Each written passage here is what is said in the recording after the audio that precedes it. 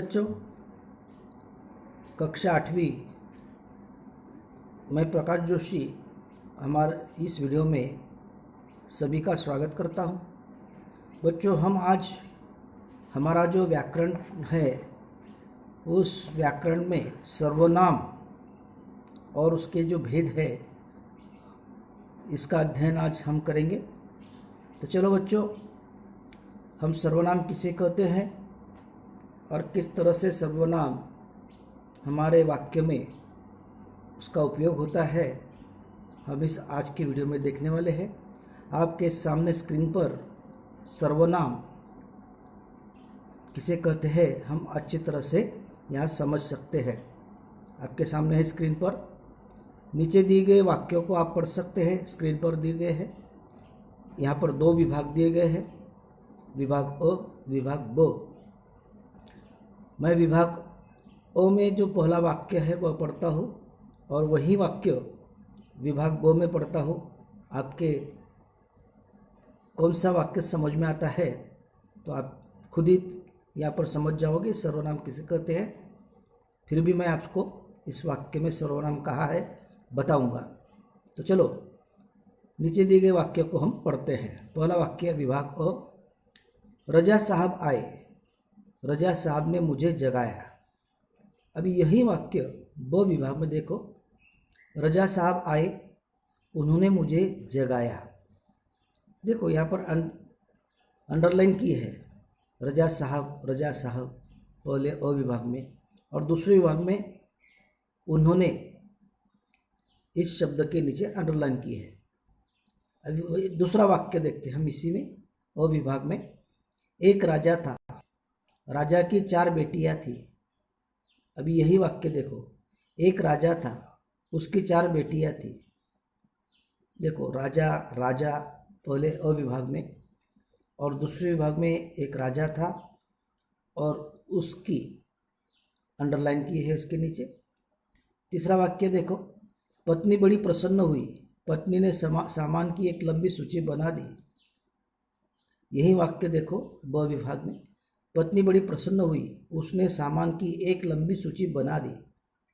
देखो बच्चों, देखो हमने ऊपर जो वाक्य देखे अ विभाग, हम देखते हैं पहले अ विभाग में जो वाक्य है उसमें जो शब्द रेखांकित किए गए हैं, रजा साहब, राजा और पत्नी, यह बच्चों संज्ञा है।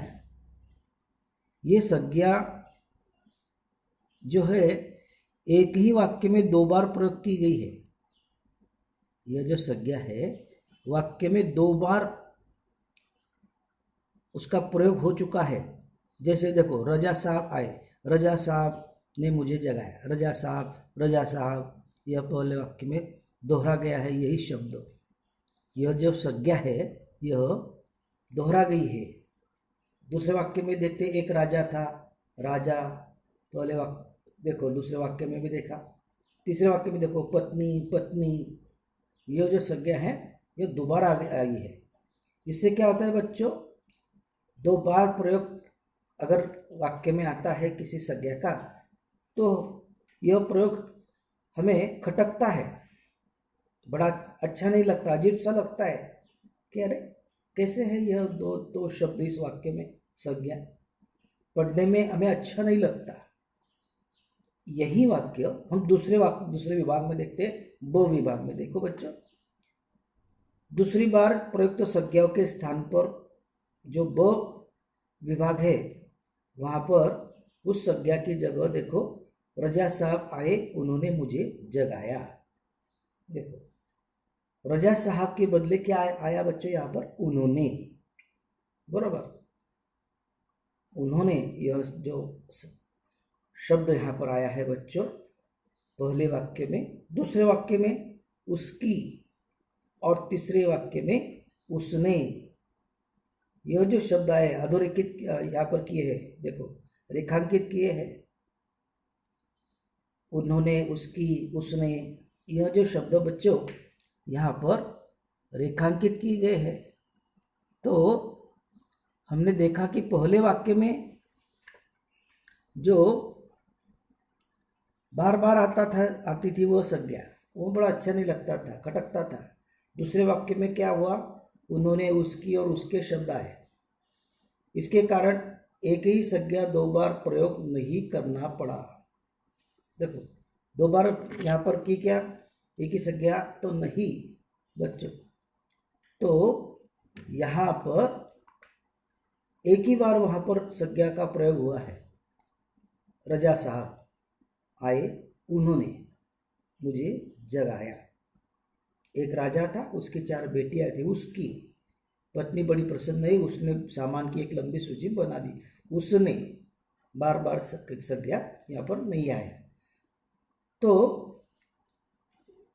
विभाग ब में जो प्रयुक्त आए हुए शब्द है, देखो बच्चों, उन्होंने, उसकी, उसने, यह शब्द जो है क्या है बच्चों, सर्वनाम है। यह क्या है, सर्वनाम। इसे सर्वनाम कहते हैं, संज्ञा के बदले जो आया हुआ है।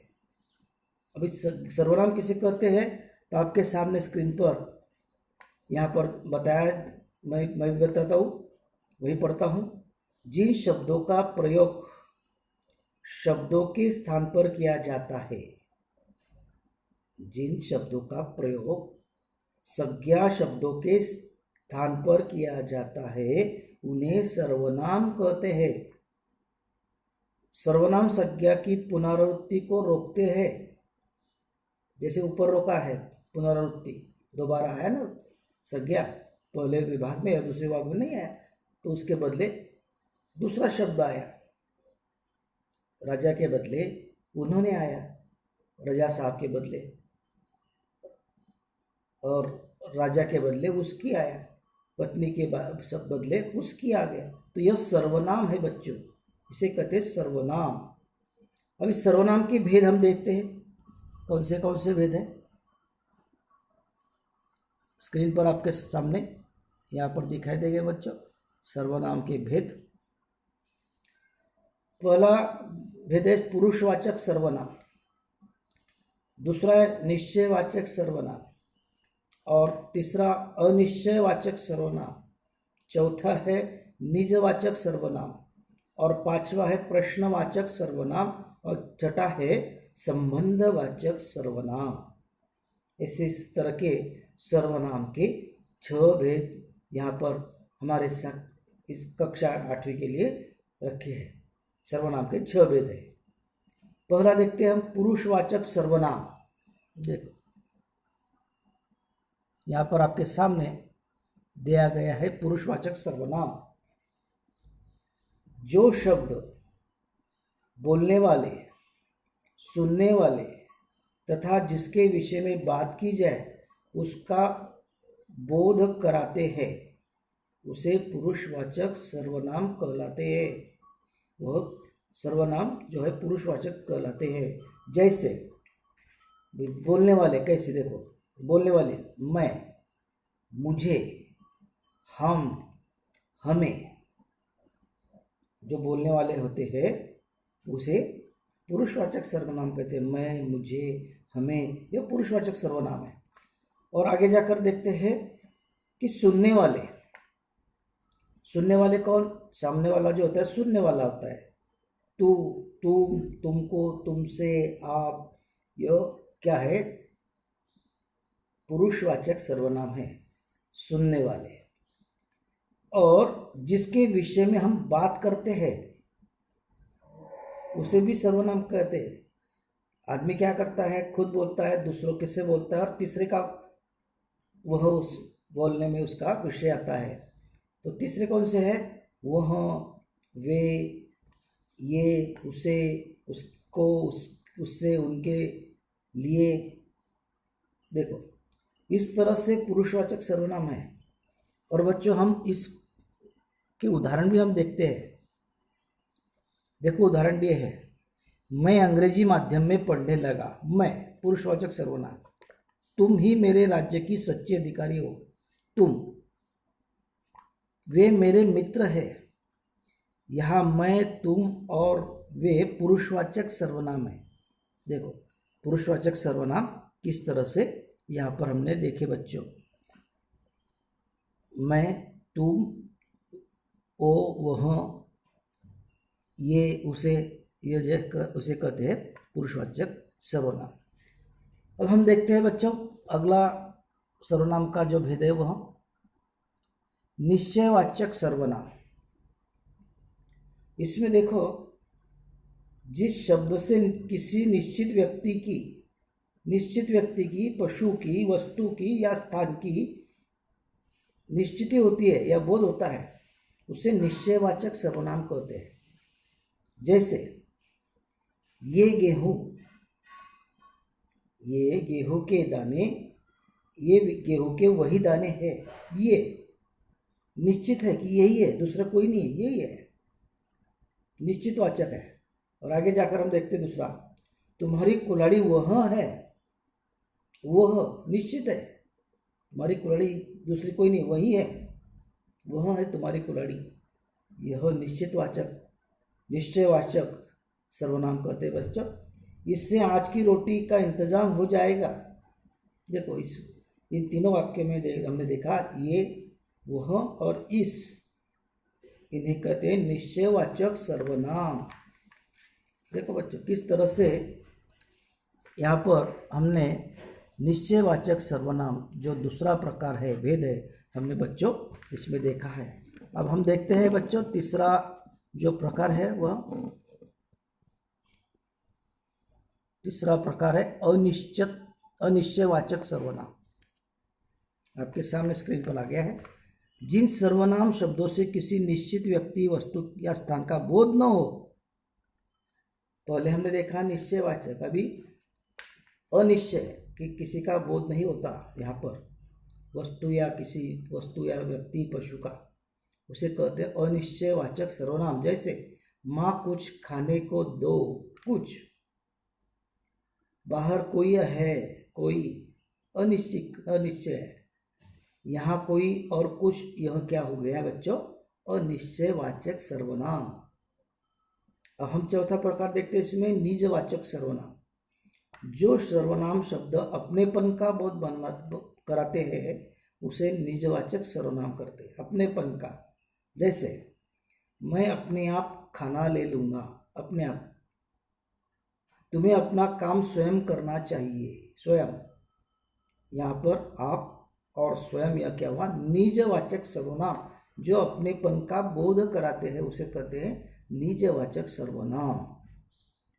अब इस बच्चों हम देखते हैं अगला जो प्रकार है, पांचवा प्रकार, प्रश्नवाचक सर्वनाम।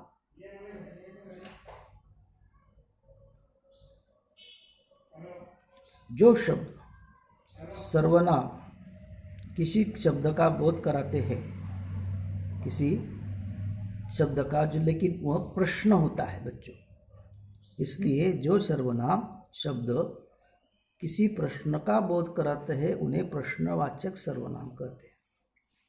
प्रश्नवाचक सर्वनाम आपको सब उसी में आ गया कि प्रश्न पूछा जाता है, अंदर कौन है, कौन, माँ क्या कर रही हो, क्या, कौन और क्या, यह क्या हुआ बच्चों, प्रश्नवाचक सर्वनाम।